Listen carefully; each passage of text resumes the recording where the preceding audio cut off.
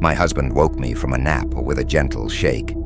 I said, suppressing a yawn. What was that? I need to show you something, Brad said, his voice trembling. Now? It can't wait. Brad helped me off the couch and led me upstairs to the guest bedroom. Inside, a collection of weapons were strewn across the bed, a butcher knife, an aluminum bat. From Brad's short stint, playing rec ball, a handheld crossbow, and most notably a plate of snickerdoodles. Brad, what the hell is going on? I gestured to the tiny arsenal. I have to show you. You won't believe me otherwise. Brad walked across the room and opened the curtains. It was a beautiful day, but too hot for October. Our neighbors across the street were outside. Mrs. Snyder was watering her flowers, even though they'd all be dead in a month. Mr. Snyder was sitting on the porch, drinking a tall glass of pink lemonade. Stay right here until I get back. Brad grabbed the knife and left. A few moments later, he was walking briskly across the street to the Snyders. Mrs. Snyder stopped watering her flowers to wave.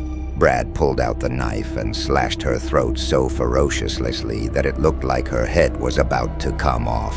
"Oh, God," I uttered. Mr. Snyder ran to defend his wife, but Brad stabbed him 6 times in the blink of an eye and was already halfway home by the time Mr. Snyder hit the ground. I couldn't believe how gruesome it was. Brad burst back into the guest bedroom covered in blood. 46, 47, Brad, I whimpered. Why did you do that? Brad pushed me away from the window and shut the curtains. 52, he muttered. 53. Talk to me, I cried. 57, Brad said, and flung the curtains open. Outside, Mrs. Snyder was watering her flowers. Mr. Snyder was drinking his lemonade. All the blood had vanished. Even the knife was back on the bed. There's something wrong here, Brad said, more to himself than to me. It doesn't matter how they die.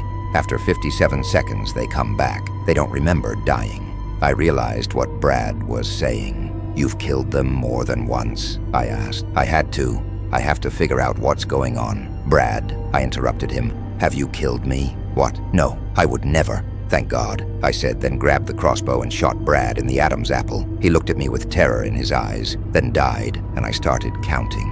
7, 8. I quickly dragged Brad downstairs to the couch. 33, 34. When he reset, I wanted him to think he woke up from a nap.